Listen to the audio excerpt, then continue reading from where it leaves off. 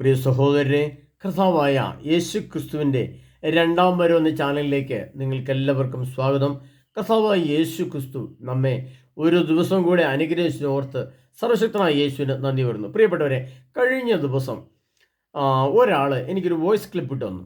അതിനകത്ത് എഴുതിയിരിക്കുന്ന ഭാഗം ഇങ്ങനെയാണ്: നമ്മുടെ കേരളത്തിൽ ചില സിനിമകൾ, പ്രത്യേകിച്ച് ലൂസിഫർ എന്ന സിനിമ നമ്മുടെ കേരളക്കാരെ മുഴുവൻ കണ്ടു.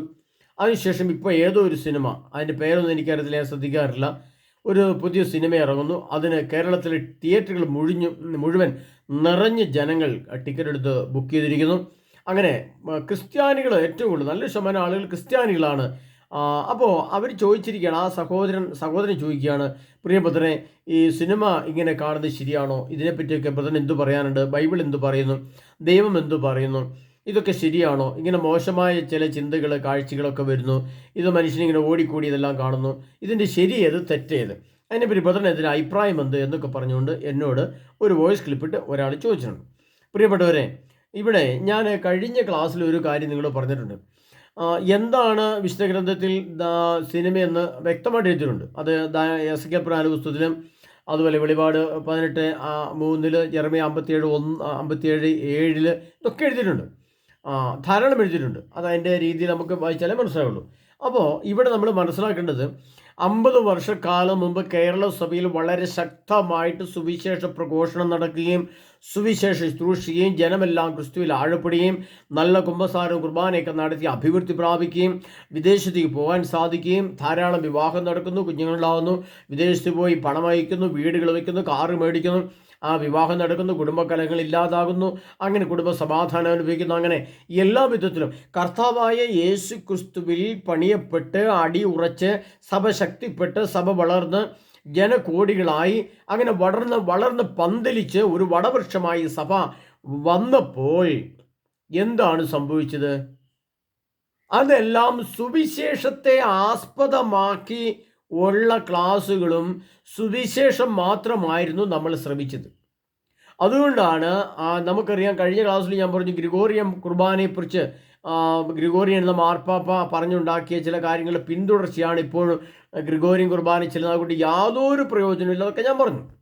അപ്പോൾ നമ്മൾ ആ മാർപ്പാപ്പയായാലും ഇപ്പോഴത്തെ മാർപ്പാപ്പയായാലും ഒരു കാര്യം ശ്രദ്ധിച്ചാൽ നമുക്ക് മനസ്സിലാകും: വെളിപാട് തൊടില്ല, വെളിപാട് വ്യാഖ്യാനിക്കില്ല, വെളിപാട് അറിയത്തില്ല, അത് പറയില്ല, അത് ചിന്തിക്കില്ല. ആ ഒരു വചനവും സന്ദേശവും ബാക്കി വെച്ച് അതിനെ മാറ്റി നിർത്തി അതിൻ്റെ ഉള്ളിൽ പുറകിൽ വരുന്ന സുവിശേഷവും കുറച്ച് അപ്പസ്തോല പ്രവർത്തനം മാത്രം. സുവിശേഷമാണ് കൂടുതൽ, അപ്പസ്തോല പ്രവർത്തനത്തിലേക്കും കൂടുതൽ കടക്കില്ല. കാരണം അപ്പസ്തോല പ്രവൃത്തി കഴിഞ്ഞാൽ അപ്പസ്തോലന്മാരുടെ പ്രവൃത്തി രൂപത്തെയാണ് അപ്പസ്തോല പ്രവർത്തനം എന്ന് പറയുന്നത്.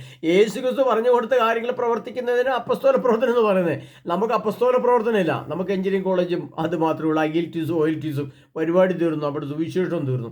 പ്രിയപ്പെട്ടവരെ, ഇത് ഞാൻ നിങ്ങൾ പറഞ്ഞത്, വലിയ ഒരു തിന്മ സമൂഹത്തെ, നമ്മുടെ ജാതി മതഭേദമില്ലാതെ, കത്തോലിക്ക സഭയെന്നല്ല, അത് ഹൈന്ദവ സഭയെന്നല്ല, ഹൈന്ദവ വിഭാഗം എന്നല്ല, മറ്റ് വിഭാഗത്തിൽപ്പെട്ട ക്രൈസ്തവ വിഭാഗമെന്നല്ല, ശരിക്കും പറഞ്ഞാൽ മൊത്തമായിട്ട് മനുഷ്യനെ വ്യാപിച്ചിരിക്കുന്ന ഏറ്റവും വലിയൊരു പൈശാചി ശക്തിയാണ് സിനിമയും അതോടനുബന്ധിച്ച് വരുന്ന ദുരാത്മാക്കളും.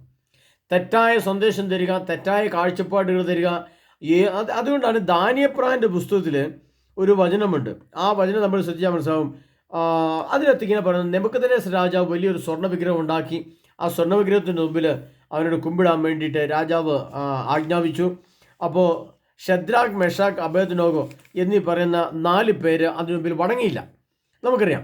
അപ്പോൾ അതെന്തുകൊണ്ടായിരുന്നു വണങ്ങാൻ ചെന്നുള്ളത്? ദാനിയേൽ പ്രവാചകന് വ്യക്തമായിട്ട് അറിയായിരുന്നു. അവിടെ പറയുന്നതാണ്, കൊമ്പ്, കുഴല്, കിന്നരം, വീണ, നാഗസ്വരം ഇങ്ങനെയുള്ള ചില സ്വരങ്ങൾ കേൾക്കുമ്പോൾ, അതിൻ്റെ ശബ്ദ കോലാഹലങ്ങൾ കേൾക്കുമ്പോൾ ഈ സ്വർണ്ണ വിഗ്രഹത്തിന് മുമ്പിൽ കുമ്പിട്ട് വണങ്ങണമെന്നായിരുന്നു രാജാവിൻ്റെ കൽപ്പന. അപ്പോൾ ജനകോടികളെല്ലാം കുമ്പിട്ട്, കാരണം വെച്ചാൽ അവരെ കൊല്ലും, കുമ്പിട്ടില്ലെങ്കിൽ കൊല്ലും, അവരെ മരിക്കാൻ പേടിയുണ്ടായിട്ട് അവരാരും കുമ്പിട്ടില്ല. എന്നാൽ ഷദ്രാഖ്, മെഷാഖ്, അബേദ്നേഗോ എന്ന് പറയുന്ന 3 പേരും, ആ കൂടെ ദാനിയേൽ പ്രവാചകനും, ഇവരെന്ത് ചെയ്തു? ഇവർ മുട്ടുമടക്കിയില്ലെന്ന് മാത്രമല്ല, ഈ സ്വരങ്ങളെ അവർ ശ്രവിക്കാനോ അംഗീകരിക്കാനോ ഒന്നുമില്ല. കാരണം അവർക്കറിയാം, സ്വരങ്ങൾ, ഈ 7 സ്വരങ്ങൾ എന്താണ്? പിശാചിക്കളാണ്, പിശാചിക്കയുടെ സ്വരങ്ങളാണത്. പൈശാചിക ശക്തികൾ തിങ്ങി നിറയ്ക്കുന്ന ഈ പൈശാചിക സ്വരങ്ങൾ കേൾക്കുമ്പോൾ ഈ സ്വർണ്ണ വിഗ്രഹമാകുന്ന ഈ അശുദ്ധിയുടെ മുമ്പിൽ മുട്ടുമടക്കുന്നത് ശരിയല്ല എന്ന് ദാനിയേൽ പ്രവാചകന്റെ തെളിഞ്ഞ ബുദ്ധിയും നല്ല മനസ്സും ഉണ്ടായിരുന്നുകൊണ്ട് അദ്ദേഹത്തിന് ദൈവത്തിൻ്റെ ആത്മാവ് ദേവന്റെ ആത്മാവ് അദ്ദേഹത്തിന് ഉണ്ടായിരുന്നുകൊണ്ട് തെളിഞ്ഞ ബുദ്ധിയും മനസ്സും ഉണ്ടായിരുന്നുകൊണ്ട് അദ്ദേഹത്തിൻ്റെ ജ്ഞാനദൃഷ്ടി കൊണ്ട് അദ്ദേഹം മനസ്സിലാക്കിയിരുന്നു ഇത് തെറ്റാണ്, കുമ്പിടാൻ പാടില്ല. എന്നാൽ നമ്മുടെ കത്തോലിക്ക സഭയെ സംബന്ധിച്ച് നമ്മളിങ്ങനെ എടുത്താൽ നമ്മൾ ക്രിസ്ത്യാനികൾ എവിടെയൊക്കെ പോയിട്ടാണ് മുട്ടുമടക്കുന്നത്? ലൂസിഫർ എന്ന സിനിമ കണ്ടിട്ട് അതിൻ്റെ ദുരാത്മാവ് മുഴുവൻ ക്രൈസ്തവ സഭയിൽ കയറി വന്നു. ഇനി വരുന്ന ഏതോ ഒരു സിനിമ കണ്ടിട്ട് അതിൻ്റെ ദുരാത്മാവ് മുഴുവൻ കത്തോലിക്ക സഭയിലേക്ക് കയറി വരും. ക്രിസ്ത്യാനികൾ ക്യൂ നിന്നിട്ടാണ് സിനിമാ തിയേറ്ററിലേക്ക് കൂടുന്നത്. പ്രിയപ്പെട്ട എൻ്റെ ക്രിസ്ത്യാനി വർഗമേ, നിങ്ങളെ ബോധമില്ലാത്ത ക്രിസ്ത്യാനികളെ, ബോധമില്ലാത്ത അച്ഛന്മാരെ, മെത്രാന്മാരെ നിങ്ങളിത് പഠിപ്പിക്കുന്നുണ്ടോ? എന്താണിത് പറഞ്ഞിരിക്കുന്നത് നിങ്ങൾക്ക് മനസ്സിലാവുന്നുണ്ടോ? നിങ്ങൾ അതിനെപ്പറ്റി ചിന്തിച്ചിട്ടുണ്ടോ? ചിന്തിച്ചില്ലേ ചിന്തിക്ക് പ്രിയപ്പെട്ടവർ. ഇതാ ഞാൻ എൻ്റെ ബാക്കി പറഞ്ഞുതരാം. യുഗാന്തിത്തെ ദാനിയേൽ പ്രവാചകന്റെ പുസ്തകം 12-ാം അധ്യായം അതിൻ്റെ 7-ാം തിരുവചനത്തിൽ പരമപരിശുദ്ധനും സർവശക്തനും നിത്യപ്രകാശവും നിത്യജീവനുമായ സ്വർഗീയ പിതാവ് എഴുതി വെച്ച വചനം ശ്രദ്ധിച്ച് കേൾക്കണമേ പ്രിയപ്പെട്ട കത്തോലിക്ക സഭയെ, ക്രിസ്ത്യാനികളെ. വലിയൊരു ദുരന്തം നമ്മുടെ മുമ്പിലേക്ക് വരികയാണ്. അതുകൊണ്ടാണ് മുന്നറിയിപ്പായിട്ട് ഞാൻ പറയുന്നത്. അത് ഇപ്രകാരമാണ്: അത് സമയവും സമയങ്ങളും സമയത്തിൻ്റെ പകുതിയും വരെ ആയിരിക്കും. വിശുദ്ധ ജനത്തിൻ്റെ ശക്തി തകർക്കാൻ കഴിയുമ്പോൾ ഇവ നിവർത്തിയാകും.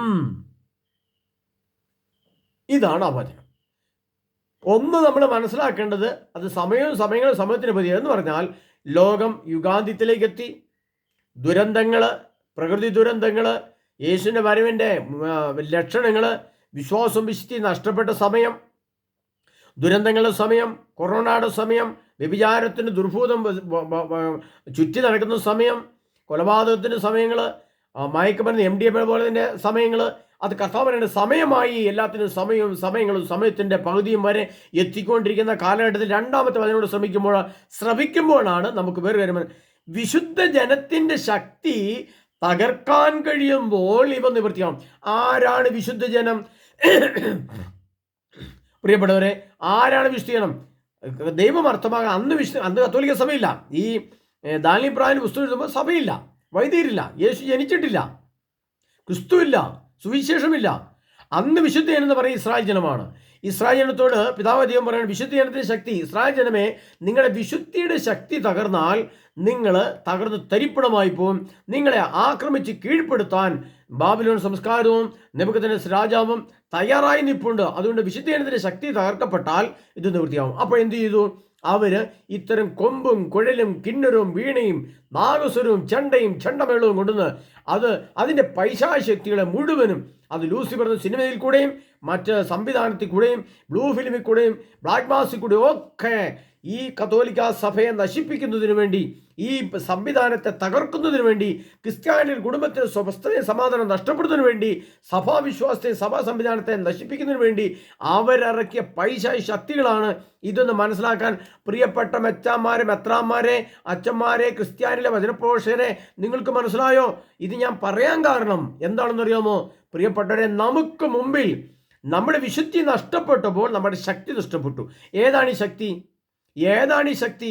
ഞാൻ ഒരു കാര്യം ചെറുതായിട്ട് ചോദിക്കണം പ്രിയപ്പെട്ടവരെ. ഒരു ക്രിസ്മസിനും ഈസ്റ്ററിനും മദ്യം വീട്ടിൽ വിളമ്പാതെ, മദ്യം വീട്ടിൽ കഴിക്കാതെ, ഒരു നിസ്സാര കാര്യം മദ്യം വീട്ടിൽ കയറ്റുപോലും ചെയ്യാതെ ഇരിക്കാനുള്ള ശക്തി നിങ്ങൾക്കുണ്ടോ? നിങ്ങൾക്കൊരു ദിവസം നിങ്ങളുടെ കയ്യിൽ മൊബൈൽ ഫോൺ എടുക്കാതിരിക്കാനുള്ള ശക്തി നിങ്ങൾക്കുണ്ടോ? നിങ്ങൾ കണ്ടുകൊണ്ടിരിക്കുന്ന സിനിമകൾ കാണാതിരിക്കാനുള്ള ശക്തി നിങ്ങൾക്കുണ്ടോ? പുകവലിച്ചുകൊണ്ടിരിക്കുന്ന ഒരു വ്യക്തിക്ക് പുകവലി നിർത്താനുള്ള ശക്തി നിങ്ങൾക്കുണ്ടോ? വിശുദ്ധ കുർബാനയിൽ അർപ്പിക്കപ്പെടുന്ന അതിനനുസരിച്ച് ഒരു വൈദികന്റെ ജീവിതത്തെ ക്രമീകരിക്കാൻ നിങ്ങൾക്ക് ശക്തിയുണ്ടോ? ന്യൂസ് പേപ്പർ എല്ലാ ദിവസവും വായിക്കുന്ന വ്യക്തികൾക്ക് ന്യൂസ് പേപ്പർ മാറി നിർത്താനുള്ള ശക്തിയുണ്ടോ? സിനിമാ തിയേറ്ററിലേക്ക് ഓടുന്നവർ നിങ്ങൾക്ക് സിനിമാ തിയേറ്ററിൽ ഓടിക്കാറാതെ ജീവിക്കാനുള്ള ശക്തി നിങ്ങൾക്കുണ്ടോ? അതായത് വിശുദ്ധി നഷ്ടപ്പെടാതെ വിശുദ്ധിയോടെ പരിശുദ്ധിയോടെ പിടിച്ചുള്ള ശക്തി നിങ്ങൾക്ക് നഷ്ടപ്പെട്ടു. നിങ്ങളിൽ സിനിമയുടെ ദുരാത്മാവ് കയറി. ഇത് നിങ്ങൾ നാശത്തിന് വക്കിലാണ്. എന്തുകൊണ്ടാണ് പറയാൻ കാരണം? ഇതാ, ഈ വർഷം മുല്ലപ്പെരിയാർ പൊട്ടാൻ സാധ്യത കൂടുതലുള്ള കാലമാണ്. കാരണം ഈ വർഷം നേരത്തെ മഴക്കാലം ആരംഭിച്ചു കഴിഞ്ഞു. കാരണം എന്താണെന്നറിയോ? ഈ വിശുദ്ധ ജനത്തിൻ്റെ ശക്തി തകർന്നാൽ എന്തു സംഭവിക്കും? ദുരന്തങ്ങളുടെ അളവ് കൂടും. കർത്താവ് തന്നെ ഈ മുല്ലപ്പെരിയാറിൻ്റെ ഒരു നട്ടും ബോൾട്ടും എടുക്കും. അത് അവിടെ കെട്ടപ്പെട്ടിരിക്കുന്ന ആ ജല അണുബോംബ് ഭൂമിയിലേക്ക് കേരളത്തിൻ്റെ നടുഭാഗത്തിൽ കൂടെ ഒഴുകി 6 ജില്ലകളെ കുത്തി ഒലിപ്പിച്ച് അതിനകത്ത് ഒന്നും അവശേഷിക്കാത്ത വിധം ചെളിക്കട്ടയായിട്ട് അറബിക്കടലിൽ താക്കുവാൻ സാധ്യത ഏറ്റവും കൂടുതലുള്ളൊരു വർഷമാണ് ഇത്. ഇനി പൊട്ടാതിരിക്കട്ടെ പ്രാർത്ഥിക്കുന്നുമില്ല പ്രിയപ്പെട്ടവരെ. മനുഷ്യൻ്റെ ബുദ്ധിഹീനത, വിശുദ്ധി നഷ്ടപ്പെട്ട് ശക്തി തകർക്കപ്പെട്ട സഭയിലെ അശുദ്ധിയാണ് ഇപ്പോൾ നമ്മൾ കാണുന്നത്. എറണാകുളം കാരൂതൽ തമ്മിത്തല്ല അതങ്ങനെ, കുടുംബക്കലഹങ്ങൾ അങ്ങനെ, ഡൈവോഴ്സ് അങ്ങനെ, വിവാഹം കഴിക്കാൻ കുഞ്ഞുങ്ങളില്ലാതെ ചെറുപ്പക്കാർ മദ്യത്തിൻ്റെയും മയക്കുമരുന്നിനെ പോകുന്ന അവസ്ഥ അങ്ങനെ, സാമൂഹ്യ തകർച്ചകൾ അങ്ങനെ, ഒരിടത്തും നീതിയില്ലാത്ത അവസ്ഥ, വിശ്വാസ തകർച്ച, ദേവാലയങ്ങളിൽ ആളില്ല, പകുതി ആൾ പോലും കയറാത്ത ദേവാലയങ്ങൾ, സഭാവിഭാഗത്തോട് വെറുപ്പ് കാണിക്കുന്ന ജനങ്ങൾ, വൈദികരെയും കന്യാസികളെയും കാണുമ്പോൾ വെറുപ്പ് തോന്നുന്ന ജനങ്ങൾ, അതിനെ എതിർക്കുന്ന ജനങ്ങൾ, കൂദാശകളോട് വിശ്വാസം നഷ്ടപ്പെട്ട അവസ്ഥ.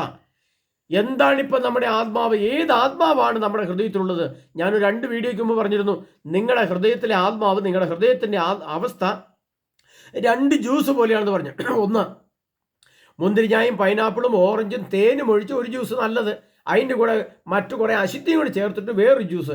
ഈ അശുദ്ധി ചേർത്ത ജ്യൂസ് പോലെ നമ്മുടെ ആത്മാവ്. സിനിമാ തിയേറ്ററിൽ പോയി സിനിമ ആവശ്യമില്ലാത്ത വൃത്തികെട്ട സിനിമകൾ കണ്ടേച്ച് വന്നേച്ചിട്ട് എന്തു ചെയ്യും? പിറ്റേ ദിവസം ദേവാലയത്തിൽ പോയി വിശുദ്ധ കുർബാനയും സ്വീകരിക്കും. കുമ്പസാരമൊന്നുമില്ല, വിശുദ്ധ കുർബാനയും സ്വീകരിക്കും, ഏത് ധ്യാനവും കേൾക്കും, ഏത് കുമ്പസാരം ഇല്ലാണ്ട് കുർബാന സ്വീകരിക്കും, കുർബാന കാണും, ഇതൊക്കെ ചെയ്യും. തലേ ദിവസം ഏത് വൃത്തികളും കാണിക്കുകയും ചെയ്യും, കേൾക്കുകയും ചെയ്യും, കാണുകയും ചെയ്യും, അത് മറ്റുള്ളവർ സംസാരിക്കുകയും ചെയ്യും. അപ്പോൾ കർത്താവ് പറയാണ്, ഇത് സമയങ്ങളായി, സമയത്തിൻ്റെ പകുതി വരെയായി. യുഗാന്ത്യത്തിൻ്റെ ദാനിപ്രാനുസം 12-ാം അധ്യായം 7-ാം തിരുവചനം പറയാണ്, അത് സമയങ്ങളും സമയത്തിൻ്റെ പകുതി വരെ ആണ്. വിശുദ്ധ ജനത്തിൻ്റെ ശക്തി തകർക്കുമ്പോൾ ഇത് നിവൃത്തിയാവും. ഇന്ന് കേരള സഭയിലെ മുഴുവൻ വിശ്വാസവും വിശുദ്ധിയും നഷ്ടപ്പെട്ടു. വിശുദ്ധിയെ തകർത്തു, സാത്താൻ തകർത്തു, സഭ തകർന്നു, കുടുംബങ്ങൾ തകർന്നു, വിശ്വാസം വിശുദ്ധിയും തകർന്ന അവസ്ഥ. അപ്പോൾ ഇനി ഒരു ദുരന്തമാണ് ദൈവം നമുക്കായിട്ട് ഒരുക്കി വെച്ചിരിക്കുന്നത്. കേരളത്തിലെ ലക്ഷക്കണക്കിന് വരുന്ന ജനം കുത്തിയൊലിച്ചു പോകാൻ സമയം. കാരണം ഈ വിശ്വാസം വിശുദ്ധി നഷ്ടപ്പെട്ട് വിശുദ്ധിയുടെ ശക്തി തകർന്നു. വിശുദ്ധിയുടെ ശക്തി തകർന്നാൽ ഇനി അടുത്ത ദുരന്തമാണ്. എപ്പോഴാണെങ്കിലും ബൈബിൾ എടുത്ത് വായിച്ചു, വിശുദ്ധ ഗ്രന്ഥം എടുത്ത് വായിച്ചു, ഒരു സത്യം മനസ്സിലാക്കും. വിശുദ്ധി നഷ്ടപ്പെട്ട രാജ്യമോ കുടുംബമോ സമൂഹമോ ഇടവകയോ വ്യക്തിയോ ആരുമായിക്കോട്ടെ, അവിടെ ഒന്നെങ്കിൽ ആക്സിഡൻ്റ് ഉണ്ടാവും, അല്ലെങ്കിൽ പരാജയങ്ങളുണ്ടാവും, അല്ലെങ്കിൽ മരത്തേന്ന് വീഴും, അല്ലെങ്കിൽ വിഷം കഴിക്കും, അല്ലെങ്കിൽ ആത്മഹത്യ ചെയ്യും, അല്ലെങ്കിൽ പാമ്പ് പിടിക്കും, അല്ലെങ്കിൽ വിവാഹ തകർച്ചയുണ്ടാകും, അല്ലെങ്കിൽ ഡൈവോഴ്സ് സംഭവിക്കും, അല്ലെങ്കിൽ സഭാ തർക്കങ്ങളുണ്ടാകും. എപ്പോഴും വിശുദ്ധി നഷ്ടപ്പെട്ടാൽ അവിടെ തകർച്ച റെഡിയാണ്. അതുകൊണ്ട് കർത്താവ് പറഞ്ഞ വിശുദ്ധ ജനത്തിൻ്റെ ശക്തി തകർക്കപ്പെടുമ്പോൾ ഇത് നിവൃത്തിയാവും. ആ നിവൃത്തിയാവുക എന്ന് പറഞ്ഞാൽ അതിൻ്റെ ആ അർത്ഥത്തോടെ പറഞ്ഞുതരാം. വെറുതെ അങ്ങ് എഴുതി വെക്കുകയല്ല പ്രിയപ്പെട്ട ഒരു ദൈവവചനം.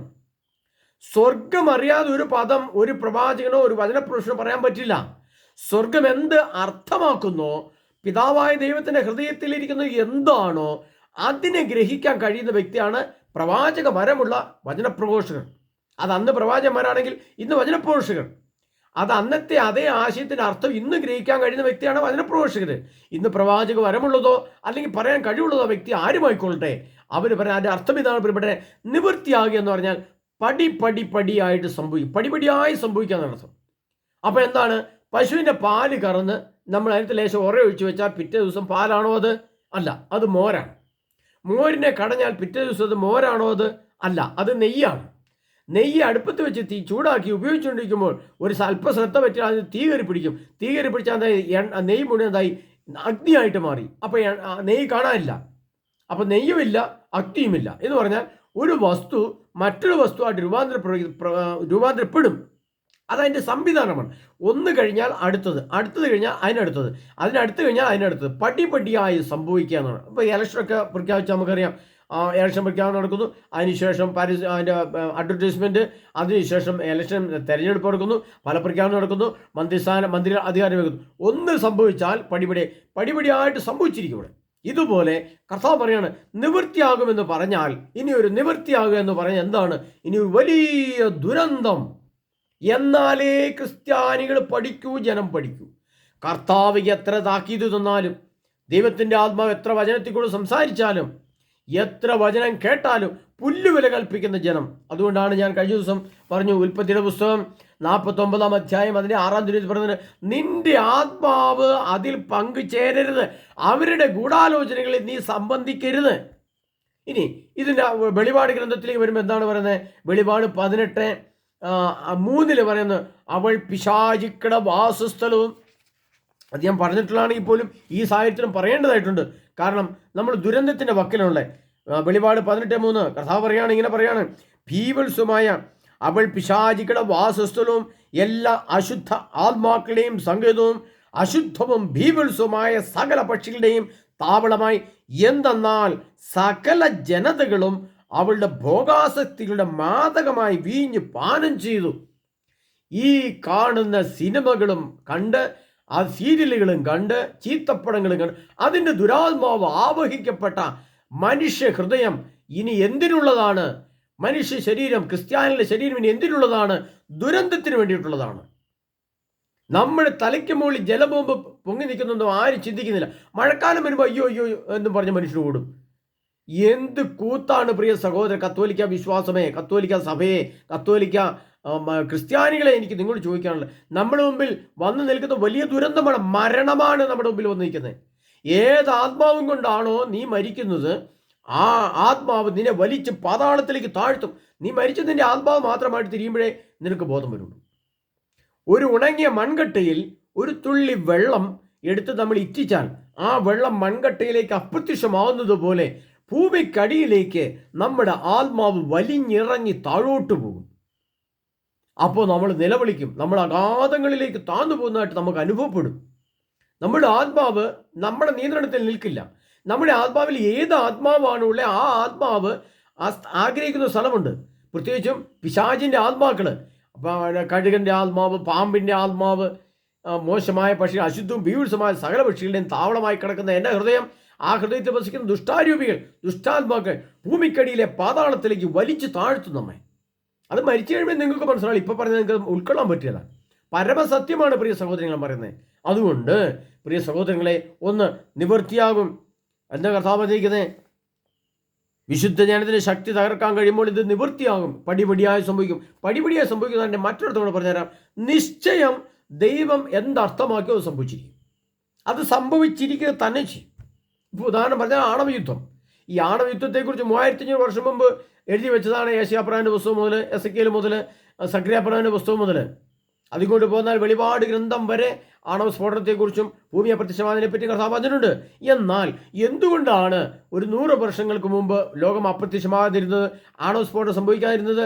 അന്ന് കർത്താവ് അർത്ഥമാക്കിയ ലേസർ രശ്മി കൊണ്ടുള്ള ആയുധങ്ങൾ, ഇന്നത്തെ AI റോബോട്ടുകൾ, ഹൈപ്പർസോണിക് മിസൈലുകൾ, ആണവ വിമാനങ്ങൾ, ആണവ മുങ്ങിക്കപ്പലുകൾ, ഇതൊക്കെ നിർമ്മിക്കുവാൻ ഏറ്റവും കൂടുതൽ സാഹചര്യം ഉണ്ടായിരുന്ന കാലഘട്ടത്തിൽ കൂടെ ലോകം കടന്നു വന്നപ്പോൾ അത് സജ്ജമായി, ലോകം ഒരു ആണവ യുദ്ധത്തിന് സജ്ജമായി. ഇനി സജ്ജമായ സ്ഥിതിക്ക് എന്ത് സംഭവിക്കും? നിശ്ചയം അത് നിവൃത്തിയാകും.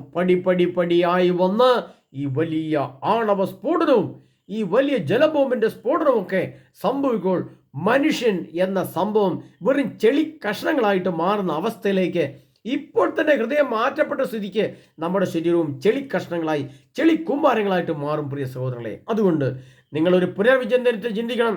സിനിമ അതിൻ്റെ വഴിക്ക് പോയിക്കോട്ടെ, മദ്യഷാപ്പുകൾ അതിൻ്റെ വഴിക്ക് പോയിക്കോട്ടെ, തിയേറ്ററുകൾ അതിൻ്റെ വഴിക്ക് പോയിക്കോട്ടെ. ക്രിസ്ത്യാനി എന്ന നീ നെബൂഖദ്നേസർ രാജാവിൻ്റെ സ്വർണ്ണ വിഗ്രഹമായ ഇത്തരം വിഗ്രഹങ്ങളെ പുറകെ പോകാനുള്ളതല്ല. പഠിക്കണം പ്രിയ സഹോദര, സഹോദരി, പ്രിയപ്പെട്ട മെത്രാമാരെ, അച്ഛന്മാരെ, നിങ്ങൾ ക്ലാസ് എടുക്കുന്നതിനെ പറ്റി. പ്രിയപ്പെട്ട വചനപ്രഘോഷകരെ, നിങ്ങൾക്ക് ധൈര്യമുണ്ട്, നിങ്ങൾക്ക് അറിയാമെങ്കിൽ എടുക്കുക ക്ലാസ്. ക്രിസ്ത്യാനികളെ രക്ഷിക്കുക. ആര് പറയാൻ, ആര് കേൾക്കാൻ? ഏതെങ്കിലും ഒരു പട്ടി പോലെ ഒരുത്തം കുരച്ചാൽ വല്ലതും ജനം ചിന്തിക്കുമോ? ഏതോ ഒരു വചനപ്രഘോഷകൻ, ഒരു ബുദ്ധിഹീനൻ ഇരുന്ന് സംസാരിക്കുന്നേ നിങ്ങൾ ചിന്തിക്കുകയുള്ളൂ. അതുകൊണ്ട് നിങ്ങളെ എൻ്റെ ധർമ്മം, എൻ്റെ സർവശക്തനായ ദൈവം എനിക്കേൽപ്പിച്ച ധർമ്മം, ധാർമ്മിക സത്യം, ധാർമ്മിക മൂല്യങ്ങളെ ഞാൻ ഇപ്പോൾ ഈ ക്ലാസ്സിൽ കൂടെ നിങ്ങൾക്ക് തരികയാണ്. ലോകത്ത് പലതും ഉണ്ടാവും, കാണാനും കേൾക്കാനും. അവിടെ എല്ലാം നമുക്ക് കയറിയിറങ്ങി നടക്കാനുള്ളതല്ല. അതുകൊണ്ട് കർത്താവ് ഉൽപ്പത്തിയുടെ പുസ്തകം 49 6 തിരുവചനത്തിൽ പറഞ്ഞിരിക്കുന്നത്, നിന്റെ ആത്മാവ് അതിൽ പങ്കുചേരരുത്. അവരുടെ ദുരാലോചനകളിൽ നിന്റെ ആത്മാവ് അതിൽ പങ്കുചേരരുത്. നമ്മുടെ ആത്മാവ്, മനസ്സും ശരീരവും സിനിമാ തിയേറ്ററിൽ കയറി ഇറങ്ങാനുള്ളതല്ല. ആരാധനാലയങ്ങളിൽ കയറി ഇറങ്ങാനുള്ളതാണ്. ധ്യാനസന്ധ്യകളിൽ കയറി ഇറങ്ങാനുള്ളതാണ്. പിന്നെ നമ്മൾ ശാന്തമായി സ്വസ്ഥമായിട്ട് നമ്മുടെ ഭവനത്തിലായിരിക്കണം. ഭാര്യയും കുഞ്ഞുങ്ങളും ഒപ്പം പ്രാർത്ഥിക്കേണ്ട സമയമാണ്. ലോകം അതിൻ്റെ അന്ത്യത്തിലേക്ക് എത്തപ്പെട്ടു. പ്രിയപ്പെട്ടവരെ, ഇറാനിട്ട് കയറി ഒരു അടിയടിച്ചാൽ പിറ്റേ ദിവസം നമ്മുടെ പെട്രോൾ ടാങ്കിൽ ഒരു തുള്ളി പെട്രോൾ ഉണ്ടാവില്ല. വാഹന ഗതാഗതം എന്നേക്കുമായിട്ട് നിന്നു. അതോടെ ഭക്ഷണ സാധനങ്ങൾ അപ്രത്യക്ഷമാകും. അവിടെയും പടിപടിയായി നിവൃത്തിയാകും. ഭക്ഷണം നിങ്ങളുടെ കൺമുമ്പിൽ നിന്ന് അപ്രത്യക്ഷമാകും. ഇതെല്ലാം ഞാൻ പറഞ്ഞിട്ടുള്ള സൂചിപ്പിച്ചിട്ടാണ്. അപ്പോൾ ദുരന്തം അനുഭവിച്ചാലേ പഠിക്കും മനുഷ്യൻ. പക്ഷേ അപ്പോഴേക്കും എന്ത് സംഭവിക്കും? ആത്മാവിൽ കയറിക്കൂടി ദുരാത്മാവിനെ ഇനി എങ്ങനെ നിങ്ങൾ പുറത്താക്കും? എങ്ങനെ നിങ്ങൾ ബന്ധിച്ച് ബഹിഷ്കരിക്കും? ഈ അശുദ്ധമായ ചില സംഭവങ്ങളുടെ, ആശയങ്ങളുടെ, കാഴ്ചപ്പാടുകളുടെ, നിറങ്ങളുടെ, ചലനങ്ങളുടെ ദുരാത്മാവ് നമ്മൾ കയറിക്കൂടി ഇനി ഈ ദുരാത്മാവിനെ നിങ്ങൾ ഓടിച്ചെന്ന് സംസാരിച്ചാൽ നിങ്ങൾ ഇനി ദുരാത്മാവ് പോകുമെന്ന് നിങ്ങൾക്ക് തോന്നുന്നുണ്ടോ? പോവില്ല, പോവില്ല, പോവില്ല. പ്രിയപ്പെട്ടവരെ, ഒരു കുംഭസാരത്തിൽ കൂടെയൊന്നും ഈ ദുരാത്മാവ് നിങ്ങൾ ഇറങ്ങിപ്പോവില്ല. ഒരിക്കലും പോവില്ല. കാരണം അതിന് പാപ പരിഹാരം പോലും ചെയ്താൽ കർത്താവിന് മുമ്പിൽ സ്വീകാര്യമല്ലത്. കാരണം നമുക്ക് പറഞ്ഞാൽ നിങ്ങൾ അടയാളങ്ങൾ വഴി ഭൂവാസികളെ വഴിതെറ്റി. ഇത് വെളിപാടിൻ്റെ പുസ്തകം 13-ാം അധ്യായം അതിനകത്ത് എഴുതിയിട്ടുണ്ട്. മൃഗത്തിന് മുമ്പിൽ പ്രവേശിക്കാൻ വേണ്ട വെളിപാട് 13:14 മൃഗത്തിൻ്റെ മുമ്പിൽ പ്രവർത്തിക്കാൻ തനിക്ക് അനുവദിക്കപ്പെട്ടിരിക്കുന്ന അടയാളങ്ങൾ വഴി അത് ഭൂവാസികളെ വഴിതെറ്റിച്ചു. ഇത് വഴിതെറ്റിക്കലാണ്. ക്രിസ്തുവിൽ നിന്ന്, ക്രിസ്തുവിൻ്റെ വിശുദ്ധിയിൽ നിന്ന്, ക്രിസ്തുവിൻ്റെ ജ്ഞാനത്തിൽ നിന്ന്, ക്രിസ്തുവിൻ്റെ പ്രബോധനത്തിൽ നിന്ന്, ക്രിസ്തുവിൻ്റെ നിത്യജീവനിൽ നിന്ന്, ക്രിസ്തുവിൻ്റെ പീഡാസഹനത്തിൻ്റെ വിശുദ്ധിയിൽ നിന്ന് മനുഷ്യൻ വഴിതെറ്റിപ്പോയി. ഇനി ദുരന്തങ്ങളുടെ പെരുമഴ വരും. പഠിക്കും മനുഷ്യരെ. നിങ്ങൾ ക്രിസ്ത്യാനികളോട് മാത്രമേ ഞാൻ പറയുക. മറ്റു ഹൈന്ദവ സംഭവ വിഭാഗത്തെയോ മുസ്ലിം സമൂഹത്തെ നമ്മൾ നോക്കേണ്ട കാര്യമില്ല. നമ്മൾ ക്രിസ്ത്യാനികൾ, ക്രിസ്തുവിൻ്റെ അനുയായികളെന്ന് അഭിമാനിക്കുന്ന നമ്മൾ 2 നിലയും 4 നിലയും വെച്ച് സൂഹിക്കുകയാണ്. ഇപ്പോൾ വരുന്നുണ്ട് ദുരന്തം പുറകെ. അപ്പോൾ നിങ്ങൾ പഠിക്കും. പ്രിയപ്പെട്ട സഹോദരനെ, കർത്താവ് പറയുകയാണ്, നിങ്ങൾ വഴിതെറ്റി മൃഗത്തിൻ്റെ മുമ്പിൽ പ്രവർത്തിക്കാൻ തനിക്ക് അധികപ്പെട്ടിരുന്ന അടയാളം വഴി ഭൂവാസികളെ വഴിതെറ്റിച്ചത്. പക്ഷേ വഴി തെറ്റാത്തവരുമുണ്ട് ഇതിനകത്ത്. ഇന്നലെ ഒരു സഹോദരൻ വിളിച്ചിട്ട് പറഞ്ഞു, 15 വർഷമായി ഞാനൊരു സിനിമാ തിയേറ്ററിൽ കയറിയിട്ട് തോന്നുന്നു. ആണത്വമുള്ള മനുഷ്യരും സ്ത്രീത്വമുള്ള സ്ത്രീകളും പൗരുഷമുള്ള വിശുദ്ധിയുടെ പൗരുഷമുള്ള പുരുഷന്മാരും ഇതിലേക്ക് കൊണ്ട് കേരളത്തിൽ. അത് നിങ്ങൾ മനസ്സിലാക്കിയോ? അതുകൊണ്ടാണ് കർത്താവ് പറഞ്ഞത്, ഒരിക്കൽ കർത്താവ് പറയുന്നുണ്ട്, ബാലിൻ്റെ മുമ്പിൽ മുട്ടുമടക്കാത്ത 7000 പേരെ ഞാൻ മാറ്റി നിർത്തിയിട്ടുണ്ടെന്ന് പ്രവാചകനോട് പിതാവായ ദൈവം സംസാരിച്ചതുപോലെ അവിടെയും ഇവിടെയും എല്ലാം ഉണ്ട്. പ്രിയപ്പെട്ടവരെ, 10, 15, 10, 20 വർഷമായിട്ട് ഒരു സിനിമ കാണാത്തവർ, സീരിയൽ നോക്കാത്തവർ, ടി വി മുമ്പിൽ ഇരിക്കാത്തവർ, നിത്യജീവന് വേണ്ടി ഒരുക്കപ്പെട്ട ശരീരമുള്ള വ്യക്തികൾ ഈ ലോകത്തുണ്ട്. ഇല്ലെന്നൊന്നും ചിന്തിക്കേണ്ട. അങ്ങനെ ചില വൈദികരും, ചില കന്യാസ്ത്രീകളും, ചില വചനപ്പോഷും, ചില സാധാരണ വീട്ടമ്മമാരും, ചില സാധാരണ ചെറുപ്പക്കാരും ഒക്കെ ഉണ്ട് ഈ ലോകത്ത്. അത് അവരും എന്നെ വിളിച്ച് പറയാറുണ്ട്.